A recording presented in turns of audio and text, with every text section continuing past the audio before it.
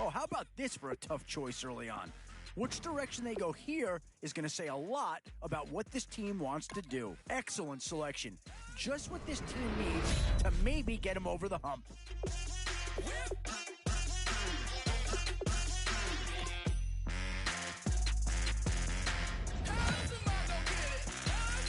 This is a pretty telling pick here. Do you go for a big bruiser up front, or get yourself someone who could be a difference maker at a skilled position? One Seahawk's been taken already. Could there be a second to go here? No, why Brandon's one. Hi. Good. These middle rounds are where your decisions can really impact your team. Because if you pass on certain positions, that's the kind of guy who can elevate that entire unit.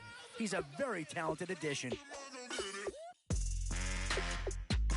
Oh, this guy's a rare talent and a huge upgrade over what they had before.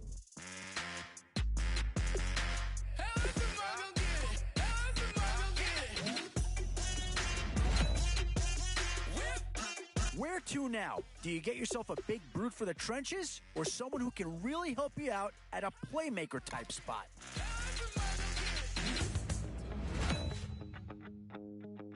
So with a handful of starters already nailed down, you have to ask yourself, do you dare go for depth, or do you just try to cover as many? Boy, it's finger crossing time now. With the end in sight and a few more holes to fill, you've got to be hoping that there's still a gem or two that becomes available. Still a few holes on this roster and not a lot of time left to do anything about it.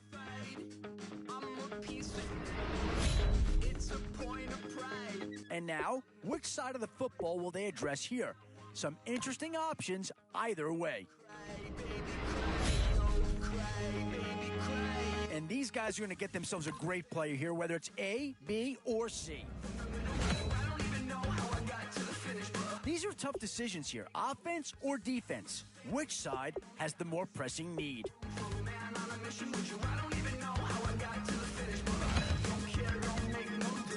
And now is where you need to make these last picks count. Time to fill any holes you can before it's too late.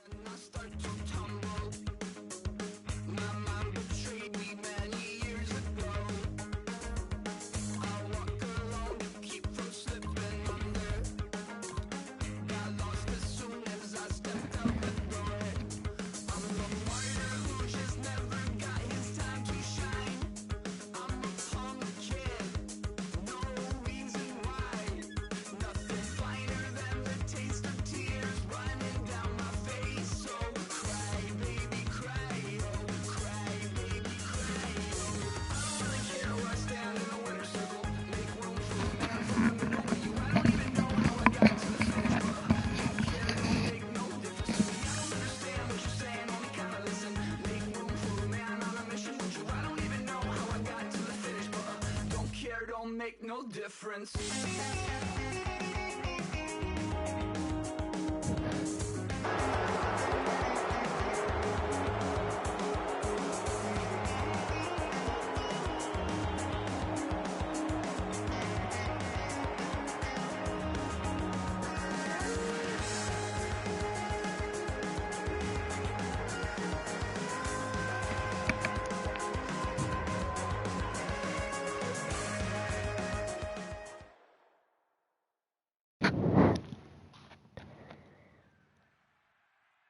All right, Larry, thank you. It is indeed time for a draft champions matchup and what is set to be a great draft champions matchup. In the booth, I'm Brandon Gaudin with Charles Davis, and these guys should have a huge impact on the outcome of this game. They're ready to roll. We're ready to roll.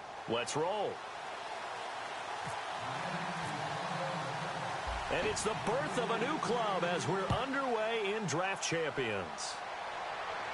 Now the return. Here comes Randall Cobb. And he'll take this across the 25, a couple extra yards up to the 27-yard line.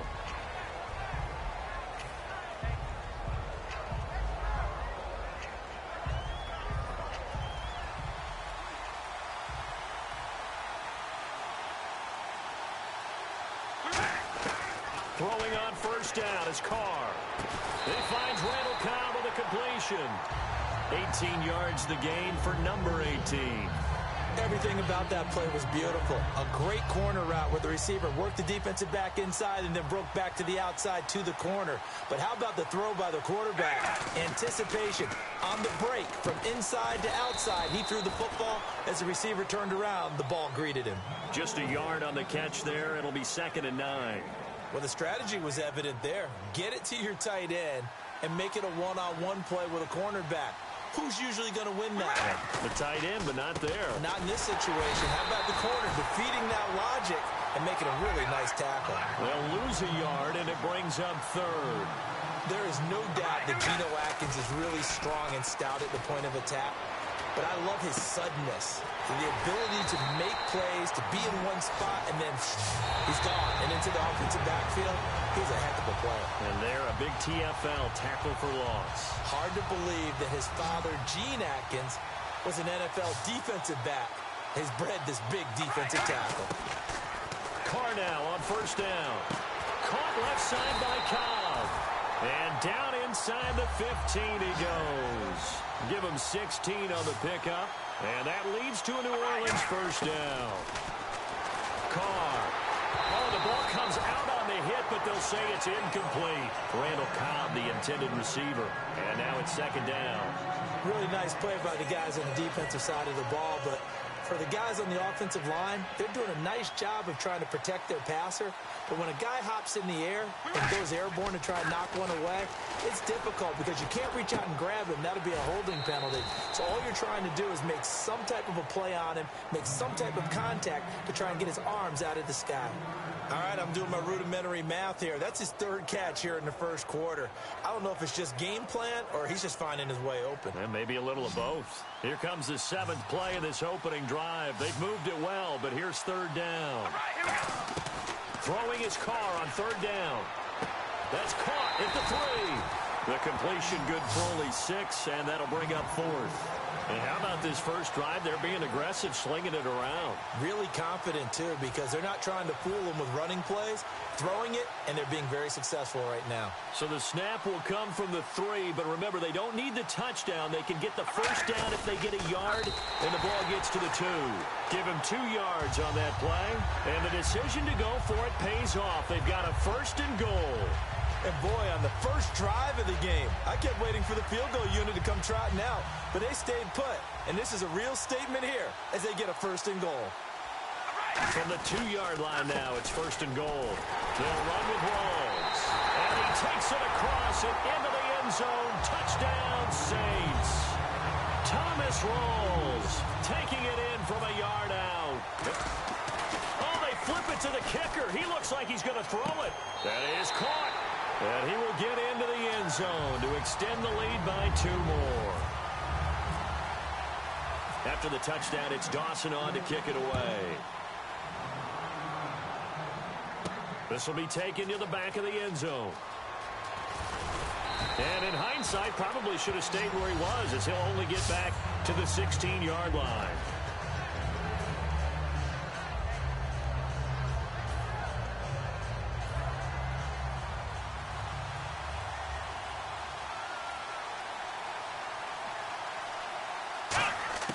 On 1st and 10, McNair punches with a catch over the middle. 5 yards on the catch there, brings up 2nd down. That was not a completion that results in a highlight video. But at the same time, if you have those kind of completions all game long, eventually one of them might turn into a highlight. He's going to sling this deep down. Trying to get it to Thomas, and it's intercepted. It's the Honey Badger, Tyrann Mathieu. And a return out shy of midfield to the 46-yard line. Back out onto the field now comes the New Orleans offense. And that last drive, a long drive, but not just that. They had a great air attack going. Do they stick with that? I would think that they would, because if they were confident enough to do it on the last drive, starting backed up in their own territory, why would you change anything? They've got to be confident about what they're presenting and continue to do so. Yeah, because the secondary, they really look clueless. And that was amazing because that drive went and went, no adjustments, and no big plays by the defense to knock the ball away. Jared Cook, the tight end, was the target. And that takes us from second to third down. Well, we're not playing 3 yards in a cloud of dust football anymore. I kind of get why those old school coaches sometimes didn't want to throw the football. Because if it's popped up in the air, it almost turns into slow motion, and both sides trying to get to the football, and you're holding your breath wondering whether it's going to go good or bad for your team. And he takes this one down all the way near the 30. The 21 yards there as they convert on third. I don't care how many times we see it. I still get a kick out of watching quarterbacks and receivers do the pass tree in pregame warm-up. But I always remember that when we go to practices, we see that after practices as well. They really tune it up, don't they? They tune it up. They know why they do it for these situations. First down. And they build that trust, and that's why they're able to find him in this type of a situation. What I loved about meeting with these coaches before the game is we didn't even have to ask any questions. They told us that they were going to be aggressive and push the ball downfield. They weren't successful on that play, but look for them to try it again later. From the gun now on third down. Carr. And incomplete here on third down. Jordan Matthews, the one he was looking for. And fourth down coming up. So now on fourth down, Sean Payton's going to turn it over to the field goal unit.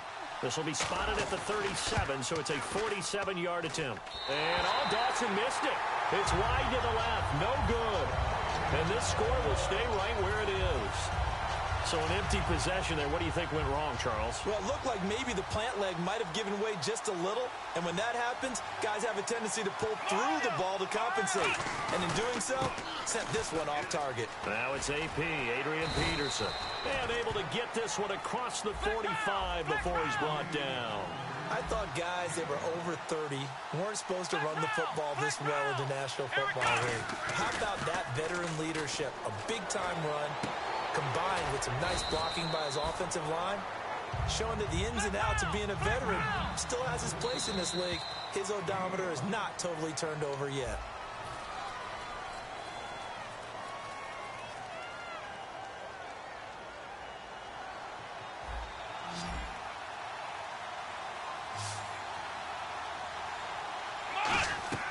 On second down, McNair.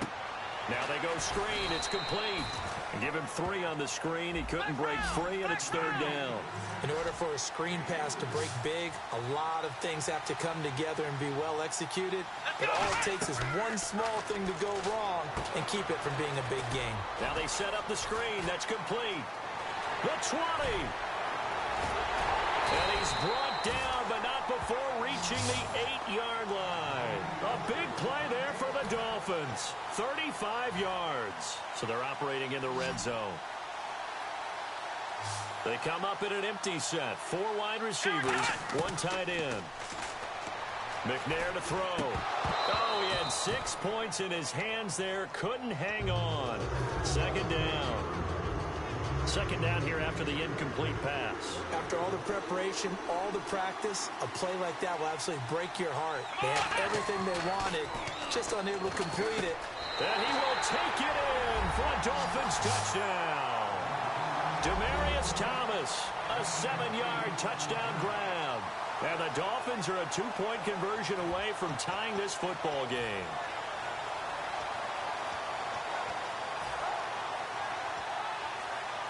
And they'll get set here looking for the 2-point conversion.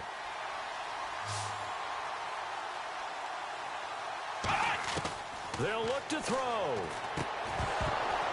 And this one incomplete. So they went for the 2. They don't get it. I know it's still just the first half, but we'll see if that 2 points looms large later. I would have kicked it. And I know that they were trying to equal the score, but sometimes you kind of get seduced into that. It's the first half. Kick the extra point and continue to play so you don't have to chase points later. Out onto the field comes New Orleans. And the last time that they were on the field, a little demoralizing. Missed field goal. You always feel like you want to get it in the end zone, but then, oh, well, at least we're going to get 3. Didn't go through the goalpost, so. It does test. Nowhere to escape, and he goes down. Dontari Poe coming up the middle, gets him there for a loss of about 9. On play action, now Carr. They'll tussle for it, and this is going to be caught. A good pickup there, 13 yards as they get closer for third down. Dolphins bring on an extra defensive back on third down. They set up the screen to Rawls. And he's going to have the first down, yardage to the 35. 7 yards there, good enough to move the sticks. Let's give a little credit there. The offensive play caller sensed that the screen pass was available. Whenever you're getting a lot of heavy pressure towards your quarterback, that's when you're thinking about running the screen and using that pressure against the defense. And it worked very well there for a first down. A loss of a full 3 yards, and now it's second down. They fake the handoff. Now Carr. And complete right side to Cook. And he takes this one all the way across midfield into enemy territory down to the 40-yard line. 2 minutes to play here in the first half. We're back to Arrowhead after this. Well, the offense lining up 1st and 10.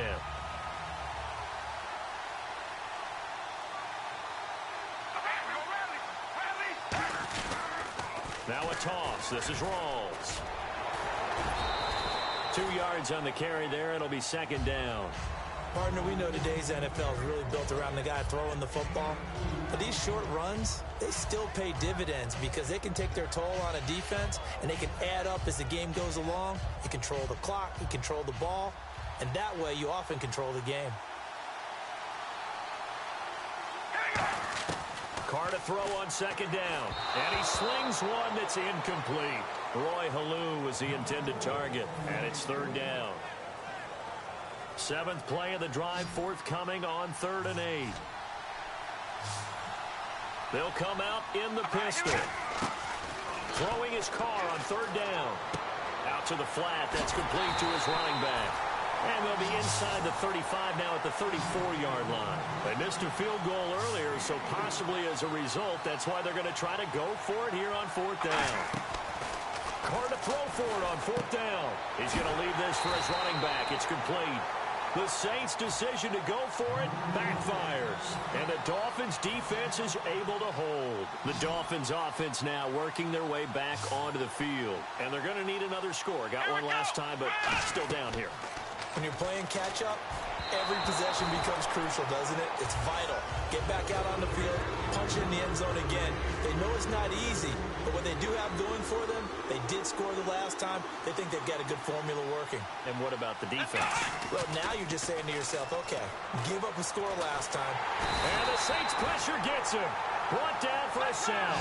Ryan Davis coming hard that time. He's able to run him down for a loss of 12. Here's McNair. He'll air it out deep for Thomas. And that's caught at the 25.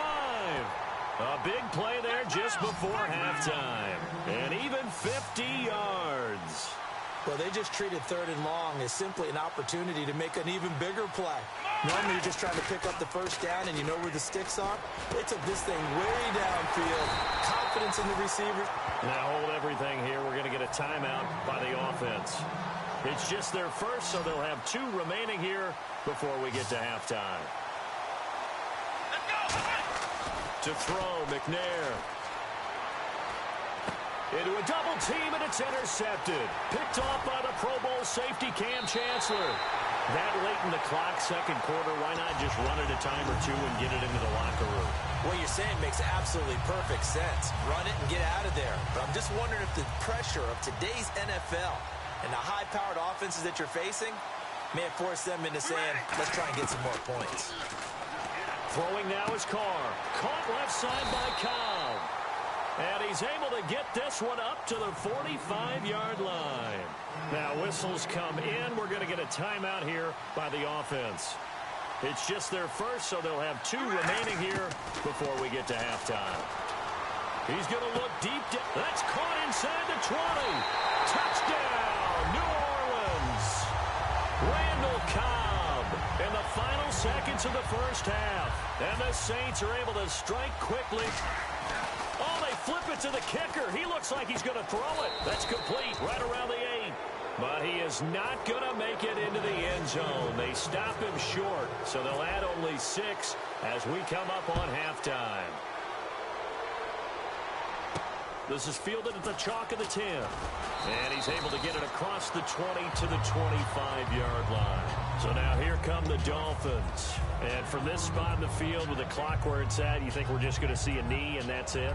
And I think in this situation, that's the proper play. But we do know there's some risk takers out there that may want to take one more shot before the clock runs out. Trying to shake off the interception from the last drive. He'll look. And for the third time here in this half, it's intercepted.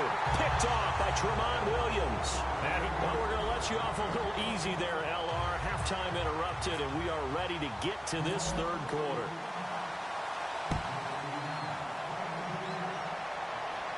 That's fielded in the end zone. And he'll take it back to about the 19-yard line. Out comes the Dolphins now. They'll go on offense first here in this third quarter. And last time wasn't pretty. One play and an interception. We'll see if they can do better. I want to see if they want to go ahead and throw the ball again now on this drive after what happened on the last one. Throw it on the first play. Give the quarterback some confidence. See what happens. And that one falls incomplete. Looked like he might have had position there, but he couldn't hold on to it at second down. And when all else fails as a defender, when you're not there in the coverage, your best friend is exactly what we saw there. A big play shot taken by the offense. Unfortunately, it ended in a big drop. And the hit jarred it loose. It's incomplete. Well, they went for the big play there, but that drop could really hurt their momentum. Defense has set themselves up nicely. 3rd and 10 now. They come out 5 wide. 3 of them to the right side. McNair. He's going to let it go again. And incomplete. The contact made the ball roam free and brings up 4th down. On every offensive coordinator, every play caller sheet, they have about 5 or 6 plays per game that they call shot plays or big plays. And they're going to fake it from deep in their own territory. Into double coverage, and it's intercepted. Picked off by the Pro Bowl safety Cam Chancellor. And the return this time will go out to the 42-yard line. Now we take a glance at the offense as they work their way back out for their first possession of the second half. And they were able to punch it in the end zone last time. They'll be looking to do that again here for the defense.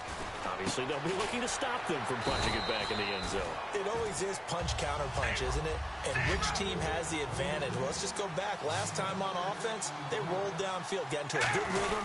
You can see a little more bounce in and out of the huddle. You can see the sideline really get into the game. So defensively, you're thinking to yourself, how do we take that away from them? How do we get the advantage back? Let's see what they come up with. I think pressure is always the first way to go. You love pressure. I love it. We'll see if they dial it up this drive. And finding Pruitt. And he's going to be taken down, but not before reaching the 15-yard line. Partner, it's a lot of fun watching the NFL now, isn't it? Because when the big fella runs routes, it used to be when we were kids, he'd run about 3 different routes, and that was it. Now he can run it. And he is into the end zone. Touchdown, New Orleans. Michael Pruitt, a 14-yard touchdown. And the Saints now add 6 to their lead. Oh, it's a fake. They'll try and throw for it. And it's caught inside the 5. And he'll get into the end zone as the 2-point conversion is successful. After the touchdown, it's Dawson on to kick it away. This will be taken to the back of the end zone. And he's able to get it across the 20, but not by much, as he's marked down at the 21-yard line. The Dolphins' offense now heads back on the field. And following the interception, we'll see what they can put together on this drive. I can hear my old college coach right now. He always used to tell us before every game, the team making the fewest mistakes will win. What they're hoping is that last mistake is their only one of the game. Coaches, that's all they talk about, turnovers, right? Minimizing those and maximizing opportunities. Offense still needing 10 yards. Second down.